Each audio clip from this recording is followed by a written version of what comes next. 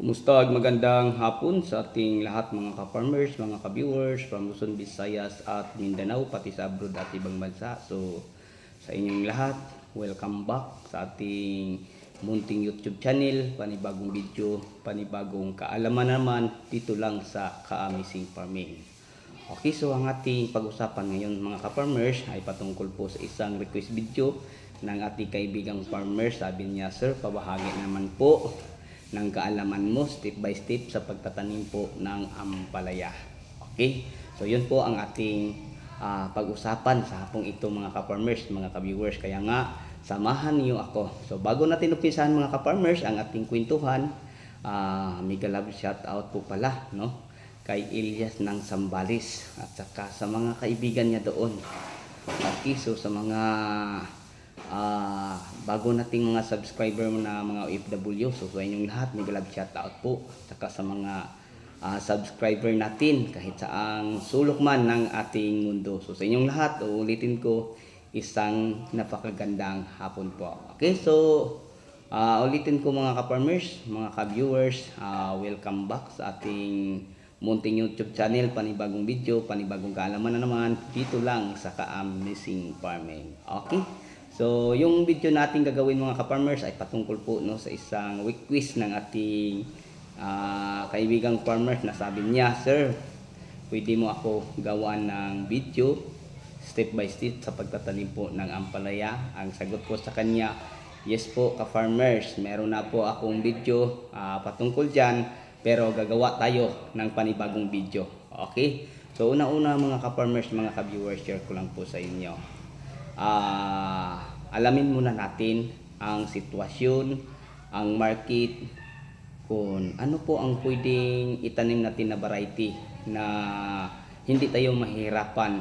No? Kasi alam niyo mga ka-farmers, mahirap pag magtanim tayo ng variety na hindi natin alam o yung variety na hindi mabenta sa market.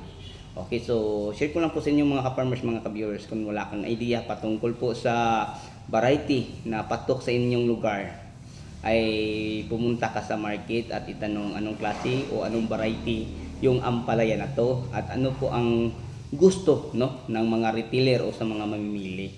So para magka-idea tayo mga ka-farmers. Pero alam niyo mga ka-farmers, ang pinakamabintang variety ng ampalaya, yung Mestiza F1, Galaxy Max F1, may Dynasty, mayroon Tahiya sa Kaniko. So yun po mga ka-farmers ang mga variety na patok sa market at pwede din nating itatanim. Tapos mga ka-farmers, ituturo ko po sa inyo ang step by step.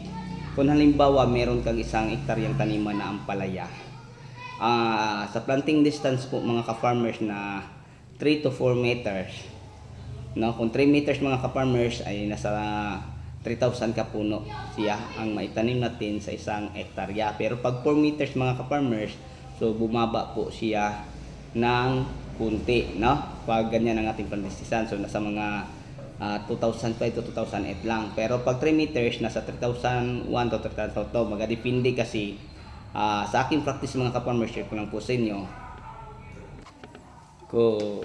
Pag halimbawa 3 meters mga ka-farmers ay meron na po tayong nasa 30 kalinya ka-fill. Kaya nga sabi ko 3,000 ka puno sa planting distance natin na half meters. Then ganun pa rin mga ka-farmers ang ating estilo. Meron tayong 1 metro o 2 metro sa gilid, magkabilang gilid sa dulo, sa gitna may daan. So yan mga ka-farmers. Okay. So ngayon mga ka-farmers, pag halimbawa meron na tayong variety na napili nating itatanim, kung halimbawa ay Mestiza, kung halimbawa ay Dynasty, kung halimbawa ay ang napili nyo ay Galaxy Max F1, ang isang lata ay naglalaman lang po ito ng 500 seeds. Kung halimbawa ay 3 meters ang planting distance mo sa rotoro, simula sa isang linya papulanta sa isang linya, kailangan mo mga ka-farmers ang 6 na lata. Okay?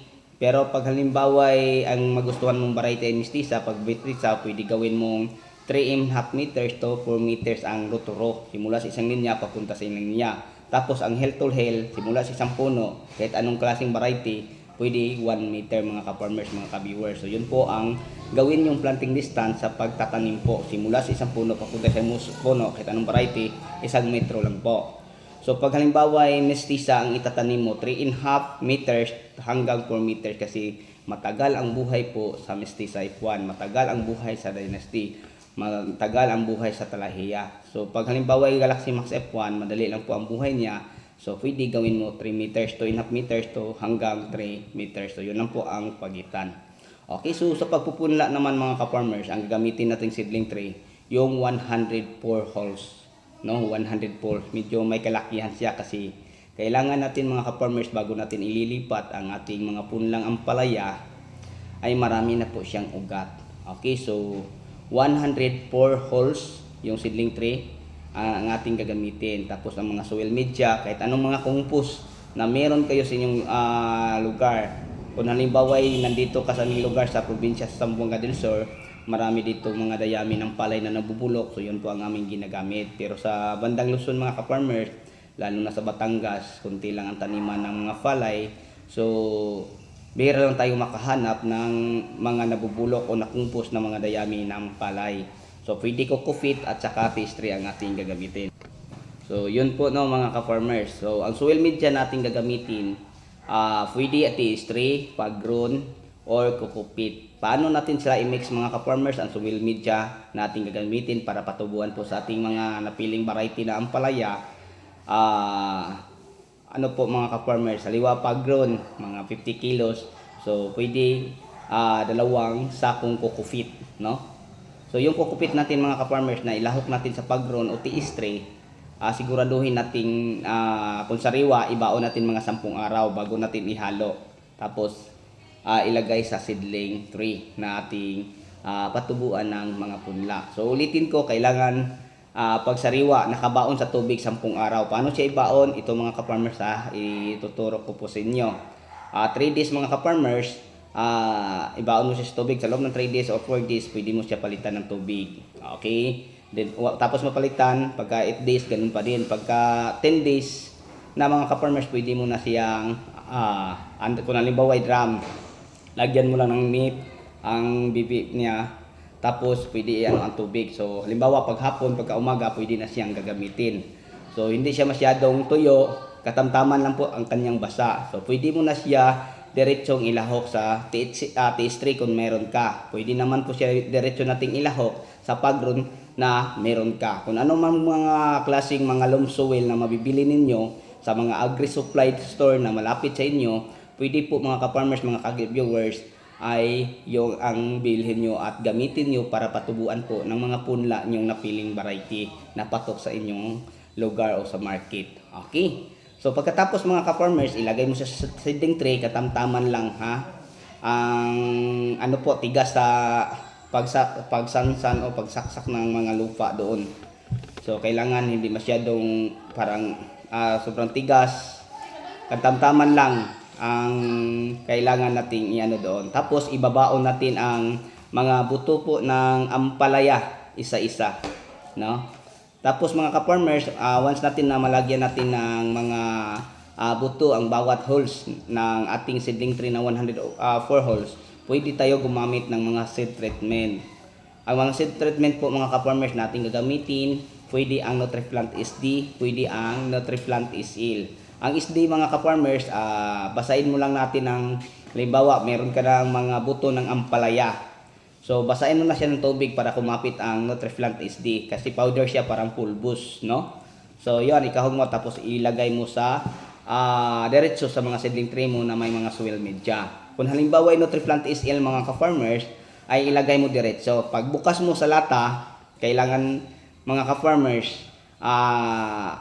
pag Nutriplant SD basahin. Pero pag halimbawa ay Nutriplant SL ang gamitin mo, diretso na. Pag bukas mo sa lata, so pwede kunin mo na ang buto. So yung pinakamatulis mga ka-farmers, yun ang ilagay mo sa ilalim kasi doon lumabas ang ugat, no? Tapos tumubo siya pataas. Kasi ang forma ng mga buto, yung saan magka-sprout siya mga ka-farmers, yun ang matulis. So yun ang nilagay mo papunta ilalim. Okay, so pagkatapos mga ka-farmers, halimbawa meron kang 6 na lata. So ang kailangan mo mga ka-farmers, kasi ang isang lata ay 510 pinakamarami, so 5 seedling tray. So ang ihanda mong seedling tray mga ka-farmers sa 6 na lata kasi 1 hektarya ang ating pag-usapan, kayo na mag-adjust. So pwede ka maghanda ng mga nasa mga 48 no kasi animan. Ay ano po 28 mga ka-farmers. Pwede bibili ka ng 30. Okay, para kung halimbawa ay magkulang ay lahat naka na sa seedling tray. Kasi ang 104 mga ka-farmer times 30, so nasa mga 3,000 siguro ata no. So yun po mga ka-farmers ang ating gawin. Bibili lang tayo ng mga 28 pieces or 30 ka seedling tray. Okay. So ang mga 30 pieces mga ka-farmers na seedling tray kung tag 104 po siya, mga 3,000 sa tag 100, so 94 times 30, pahina ako sa mata, pasensya na po. So parang ganyan mga ka-farmers no.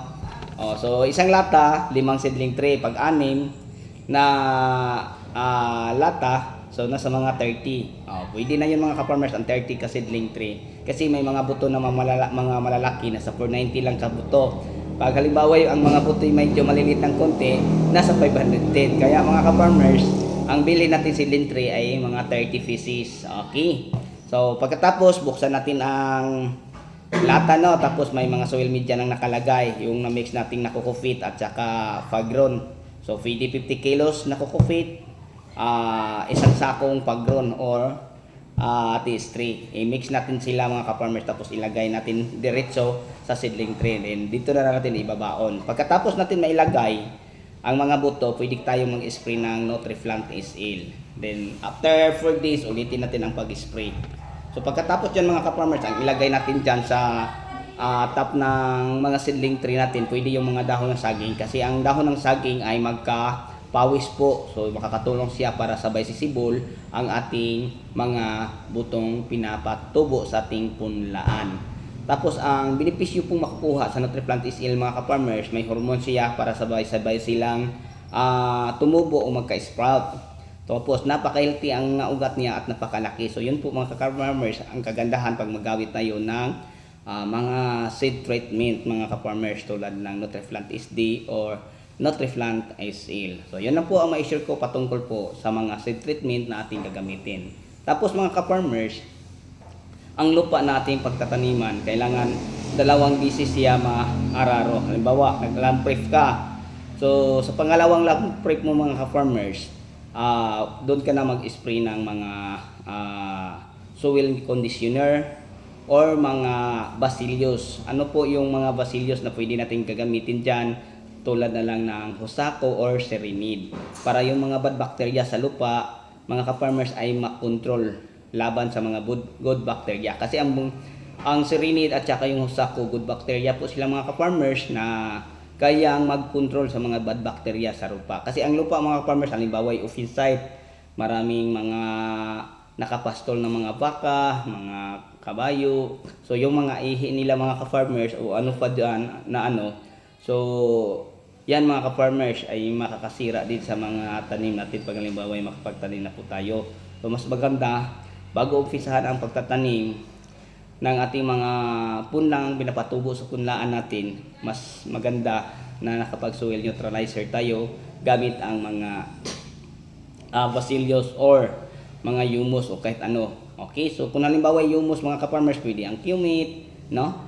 Pwede natin siyang gamitin pang pwede ang mga consort, pwede ang mga AFSA 80. So maraming mga soil neutralizer natin gagamitin. So pag halimbawa ay problema natin ang pag-control po sa mga bad bacteria sa lupa, so Serenade lang ang may recommend ko sa inyo, Serenade, Bioagronica Plus at saka Hosako, yung tatlo lang po kon bacteria ang ating pag-usapan. Pero pag halimbawa ay soil neutralizer, kahit pwede na.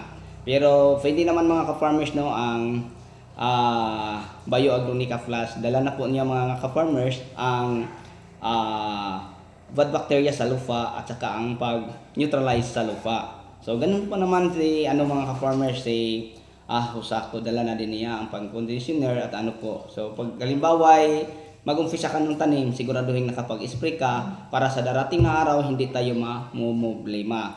So para maiwasan natin mga ka-farmers yung tinatawag nating forsal wilt, bacterial wilt at saka wilting sa darating na mga araw, so mas maganda makapag-soil neutralizer muna tayo bago isahan ang mga punla nating nakatubo sa ating punlaan. Okay, ilang araw pa pwede natin ililipat tanim ang ating mga punla. So ituturo ko sa inyo mga ka-farmers, 8 to 10 days, pinakamatagal ang 12 days, pwede na natin siyang itanim. Okay, so ulitin ko, 8 hanggang 10 or 12 days, pwede na siyang itanim. Okay, pag once na matanim na siya mga ka-farmers, share ko lang po sa inyo, pwede natin siya ibaon, no? Na sa tubig na may Bioagronica Plus or may Serenade. Okay, para kasi mga ka-farmers, hugutin natin sila sa seedling tray. Tapos ang ugat mga ka-farmers para may protection na laban sa mga bad bacteria sa lupa. So magkuha lang tayo ng Serenade sa isang balde o timba. Lagyan lang natin ng 20. Kung halimbawa ang gamit natin Bioagronica Plus, pag Serenade 40 ml ang ilagay natin sa 20 liters of water. Ilagay sa planggana, ibaon ang mga punla natin. Okay, hindi lang natin basahin ng dahon. Yung puno lang mga ka-farmers para siguraduhin ang ugat ay makakasipsip po ng mga Bioagronica Plus at saka Serenade, yung basilio. So kung halimbawa ay Serenade ang gagamitin mo, share ko lang 40 ml sa 20 liters. Pag halimbawa ay Bioagronica Plus, 20 ml lang. So yun lang po ng mga ka-farmers. Tapos umpisahan muna ang pagtatanim sa layo na 1 meter, hill to hill, rotoro, kung Galaxy Max 3 meters. Pero pag halimbawa ay mestiza, 3.5 meter hanggang 4 meters kasi matagal ang buhay ni mestiza. So yun lang po mga ka-farmers. Tapos 3 days after transplant, pwede ka na magdilig ng fertilizer. Ano po ba ang fertilizer na ating gagamitin sa ating 3 days na ampalaya? So ituturo ko sa inyo, Unique 16, Mega Multiplant Vitamin, Dupus at saka Wucosin Granule. So yung apat na fertilizer, ilahok natin sila mga ka-farmers. Isang sakong Unique 16 na 50 kilos, dalawang Dupus na tag 20 kilos, dalawang bag na Wucosin Granule na tag 10 kilos, at isang Mega Multiplant Vitamin na 25 kilos. So ilahok sila. Tapos doon ka kumuha ng 3 kilos sa apat na klaseng fertilizer na pinagsama-sama nating nilalahok. Bakit kailangan natin maglagay ng apat na klaseng fertilizer? Alam yung mga ka-farmers, kung pag-usapan natin Unique 16 lang, ang available niyan ay nitrogen, phosphorus at potassium. Alam naman natin mga ka-farmers, mga ka-viewers, na ang tao ay nangailangan sa 16 na balance na sustansya o nutrients. Ganun pa din ang ating tanim. Pag halimbawa ay nitrogen, phosphorus at potassium lang, tapos meron lang calcium, boron, so marami pang kulang. So mas maganda na maglahok tayo ng maraming klaseng fertilizer para maraming nutrient ang mga makukuha sa ating mga bagong mga punlang na itanim. So yun po no mga ka-farmers, yun. Every week magdilig po tayo ng fertilizer. Halimbawa 3 days after transplant, nagdilig ka ng 3 kilos. Pagka 10 days mga ka-farmers, ang 3 kilos mo na fertilizer na nilulusaw mo, pwede mo nang gawing 3.5 meters, 3.5 kilos. Pag 17 days, pwede mo na gawing 4 kilos. Habang papalaki ang puno, papaladami din ang konsumo na mauubos sa inyong tanim. Pag nasa pangatlong abono, pang-apat na kayo mga ka-farmers, pwede kayo mag-add ng Yara Grower. So pwede, halimbawa 4 kilos na, so kalahating kilong Yara Grower, ilahok mo mga ka-farmers. Parang mabilis lumaki, mabilis magkaroon ng maraming sanga. Kasi yun po ang maganda, pag maraming sanga, maraming makakatulong na magbigay ng bunga. So pag halimbawa ay maraming sanga, maraming bunga, so bilang isang farmer, tapos maganda pang presyo, paldo ka farmers, no? Tapos ano po ang mga gagamitin natin mga insecticide, fungicide at sa foliar. So sabay natin mga ka-farmers kasi step by step man ang ating tuturo. So ituturo ko ang fertilizer, pati na rin ang insecticide. Then pagkaabot ng 35 days o 30 up mga ka-farmers ang ampalaya mo, ang fertilizer natin gagamitin, pwede Unique 16 pagtuloy. Pero ang sa akin, Winner, Nitribor at saka Mega Multiplant Vitamin. So kung need pa ang Unique 16, walang problema mga ka-farmers, or Triple 14. Pwede natin isabay silang ilahok para makakakuha tayo ng maraming nutrient para po sa ating bagong tanim na mga ampalaya. Okay, so yun po na mga ka-farmers, pag mag-umpisa ng mamumunga ang ating mga tanim na ampalaya, Winner, Nutribor at saka Mega Multiplan Vitamin ang pwede kong maika-recommend sa inyo. Pero pag halimbawa ay bago pa, hanggang mga hindi pa abot ng 30 days ang inyong ampalaya, Unique 16, Dupos, Mega Multiplan Vitamin at saka Ukosing Granule. So yun po ang fertilizer na gagamitin ninyo.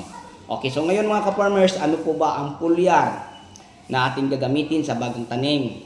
Pwede sa Green Acres, pwede si Nutriplant AG. So yung dalawang klase foliar mga ka-farmers, pwede sa bagong tanim, pwede din sa namumunga na hanggang mamatay ang inyong tanim. Tapos ang iba natin pang alternate dyan, yung Peters 2020 at saka yung 945 sa namumunga na. So yun lang po ang ma-share ko sa inyo na mga foliar fertilizer na ating gagamitin. Pag halimbawa ay bagong tanim pa ang ating ampalaya, ang ika-recommend ko, Nutriplant AG, Green Acres, or Peters na 2020. Pero pag may magbunga na, pwede pa din sa Green Acres, pwede si Nutriplant AG. Dayon, yung Blossom Booster na Peters 945-15. Bakit yun po ang ika-recommend ko sa inyo na mga foliar fertilizer? Kasi ang mga raw material niya mga ka-farmers ay galing po sa Norway at saka Israel ang ating Green Acres. Tapos samantalang si Nutriplant AG galing siya sa OTA, USA. So kung pag-usapan natin pagdating sa mga foliar fertilizer mga ka-farmers, pagkain na pinapadaan sa dahon, hindi na din mabibitin no ang ibang lugar, lalo na ang Israel. So yun po mga ka-farmers, napaka-advance po ang technology nila. Kaya yun po ang ika-recommend ko po sa inyo na mga foliar fertilizer na gagamitin ninyo. Okay, so ulitin ko, pag bagong tanim pa ang inyong mga ampalaya, Nutriplant AG, Green Acres, at saka Peters na 2020. Tapos si Nutriplant AG at saka si Green Acres pwede na din sa may bunga na, dala na din kasi napakayaman po nila sa mga major element, secondary nutrients, pati mga micro elements. Nandiyan na lahat mga ka-farmers sa mga foliar na nabanggit natin. Tapos pag namumunga na, nasa mga 35 up na po siya, alternate na lang mga ka-farmers, halimbawa Green Acres, Peters na Blossom Booster 955-15 or Nutriplant AG. Alternate na lang mga ka-farmers. Ang paggamit po natin mga ka-farmers sa mga foliar, halimbawa yung nag-spray ka ng alika, example yun ang insecticide mo. So pwede isabay mo si foliar na Green Acres or si Nutriplant AG. So ganun mga ka-farmers. So ano po ang mga insecticide na kailangan nating ihanda? Una, pag bago pang tanim ang ating ampalaya, pwede sa Actara. Ang Actara mga ka-farmers, kaya po niya protektahan ang bago nating tanim sa loob na 21 days. So yun po si Actara. Ang Actara mga ka-farmers, ang benefisyong makukuha sa ating tanim kasi foliar insecticide po siya. Paramihin ang ugat, patibayan ang puno. Tapos may resistensya pa siya laban sa mga maninirang mga fisti, no? Tulad ng mga whitefly, leaf miner, aphids, trips, no? So yan, protektahan po siya sa loob ng 21 days. So kung halimbawa ay makagat siya po sa mga uod, ang uod mga ka-farmers ay mamamatay din kasi ang lason po mga ka-farmers ng Actara ay manunuot po. Kasi pwede, paano natin siya i-gamitin? Pwede i-spray, pwede i-dilig. Okay, isang drum, maglagay ka lang ng 8 sachet na Actara. Tapos idilig mo sa puno. So 3 to 4 days mga ka-farmers, mapakinabangan na niya ang lason para protection niya sa loob ng mga 21 days. Ganyan katagal mga ka-farmers ang lason ni Actara mawala sa mga tanim natin. So pwede siya Actara kahit anong uring mga pananim. Okay. So ang mga iba pang insecticide na ating ihanda, pwede si Alika, pwede si Benevia, pwede si